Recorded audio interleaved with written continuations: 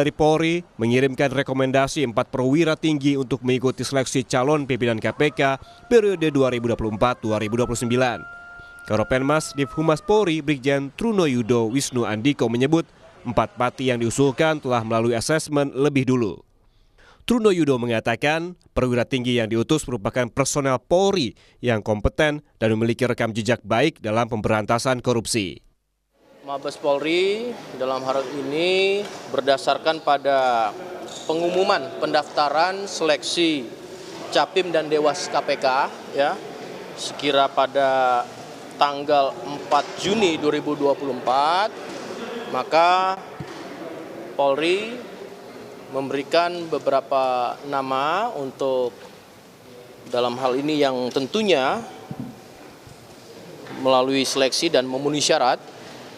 Ada 4 nama dan ini merupakan bagian personil terbaik di Polri.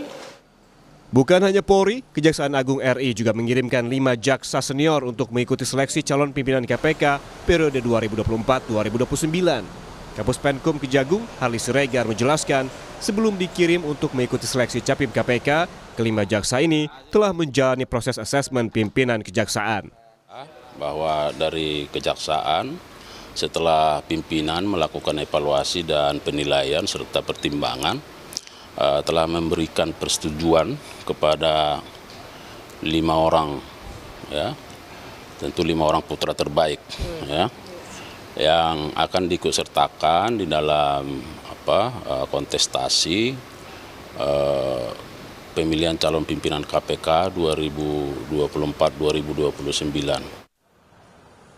Sebelumnya, pendaftaran calon pimpinan dan Dewan Pengawas KPK resmi ditutup per Senin jam 23:59 dengan total 525 orang pendaftar. Tahapan selanjutnya, panitia seleksi atau pansel KPK akan melakukan verifikasi dokumen pendaftar. Tim Liputan, Kompas TV. Untuk mengetahui informasi terkini terkait dengan seleksi Capim dan juga Dewas KPK, sudah ada jurnalis Kompas TV Asri Gunawan di Gedung KPK Jakarta. Asri, setelah pendaftaran resmi ditutup, seperti apa nanti pansel KPK akan mengumumkan calon-calon pimpinan KPK dan juga Dewas KPK pada Juli mendatang atau sepekan ke depan? Tahapan selanjutnya yang akan dilakukan oleh panitia seleksi adalah mengonfirmasi, kemudian juga memverifikasi dokumen-dokumen administrasi para peserta calon pimpinan KPK dan juga calon Dewan Pengawas KPK. Nantinya bagi para pendaftar ataupun peserta yang lolos administrasi ini akan diumumkan langsung di laman resmi KPK dan juga di laman resmi Kementerian Sekretariat Negara. Nah, nanti pengumumannya ini akan dilangsungkan atau akan digelar pada tanggal 24 Juli 2024. Nantinya juga masyarakat bisa mengakses langsung, bisa melihat siapa-siapa saja nama-nama pendaftar ataupun peserta calon pimpinan KPK dan calon Dewan Pengawas KPK yang lolos seleksi administrasi. Nah, usai lolos seleksi administrasi, para peserta ini nantinya akan menjalani uji publik. Beberapa tahapan ataupun juga langkah-langkah yang dilakukan dalam uji publik, salah satunya adalah dengan membuat karya tulis ilmiah terkait dengan pemberantasan korupsi. Panitia seleksi juga tentu ini akan memeriksa, mengecek rekam jejak dari masing-masing peserta calon pimpinan KPK supaya ini bisa dipastikan integritasnya. Apakah memang pernah bermasalah dengan korupsi ataupun juga bagi pendaftar yang merupakan ASN ataupun juga dari lembaga pemerintahan, apakah mereka sudah mendaftarkan LHKPN-nya atau belum. Nah, ini yang nantinya akan dilakukan pengecekan oleh panitia seleksi. Usai melakukan uji publik dan menjalani tahapan-tahapan lainnya, nanti panitia seleksi ini akan menjaring 10 nama calon pimpinan KPK dan 10 nama calon Dewan Pengawas KPK yang akan direkomendasikan ke Presiden Joko Widodo untuk kemudian dibawa ke DPR untuk menjalani fit and proper test. Lalu Juno dan saudara, hingga tanggal 15 Juli 2024 di mana proses pendaftaran atau masa pendaftaran ditutup, ini total sudah ada 525 pendaftar, diantaranya 308 merupakan calon pimpinan KPK dan 207 orang ini merupakan calon Dewan Pengawas KPK.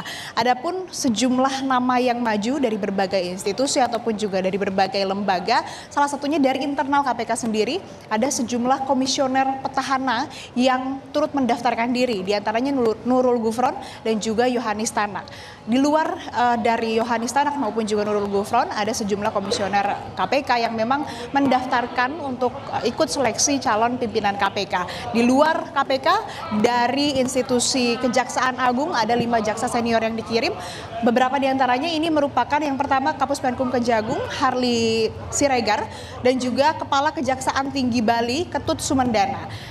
Lalu ada dari institusi Polri ini mengirimkan 4 perwira tinggi atau jenderal untuk mengikuti seleksi calon pimpinan KPK. Dan ada ex-Menteri Energi dan Sumber Daya Mineral atau Menteri ESDM, ini Sudirman Said yang juga turut mendaftar untuk mengikuti seleksi calon pimpinan KPK.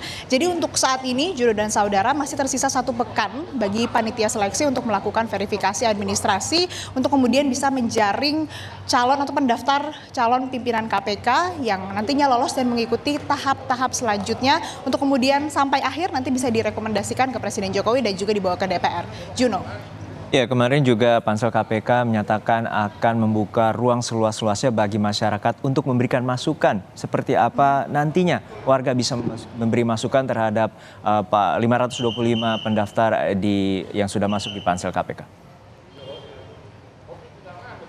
Iya, Wakil Ketua Panitia Seleksi Calon Pimpinan KPK dan Calon Dewan Pengawas KPK Arief Satya ini mengatakan bahwa tanggapan dari masyarakat bisa disampaikan melalui administrasi panitia seleksi elektronik atau APEL, yang mana ini tautannya adalah apel.setnek.go.id yang bisa diakses mulai dari tanggal 24 Juli 2024 sampai dengan tanggal 24 Agustus 2024. Masyarakat ini bisa memberikan masukan terhadap peserta-peserta atau pendaftar ini yang lolos administrasi. Banyak sekali juga sebetulnya ini tanggapan ataupun masukan yang sudah muncul seperti di paket berita yang sudah disampaikan sebelumnya dari peneliti ICW ini juga memiliki atau memberikan masukan kepada panitia seleksi untuk kemudian bisa lebih independen, tidak terintervensi dengan pihak manapun, dan juga menjadi catatan bagi yang mendaftar ini apabila yang mendaftar merupakan penyelenggara negara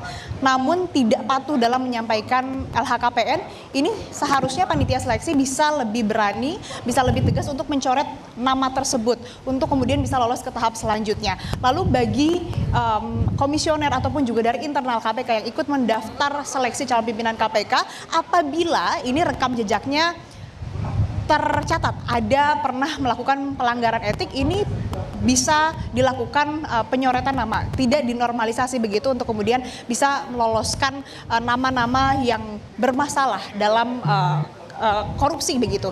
Nah, ini dilakukan dan dirasa penting karena memang agar KPK atau panitia seleksi ini tidak kecolongan lagi seperti kasus yang menjerat mantan Ketua KPK Firly Bahuri. Nah, peran atau keterlibatan masyarakat ini dirasa penting karena tentunya agar panitia seleksi ini bisa lebih independen, tidak terintervensi, dan juga tentunya harapannya ini bisa melahirkan pimpinan KPK yang berintegritas. Juno. Baik, kita nantikan bagaimana proses seleksi dan juga harapan publik untuk memberikan seleksi yang terbaik untuk para pimpinan dan juga Dewas KPK. Terima kasih jurnalis Kompas TV Asri Gunawan dari Gedung KPK Jakarta.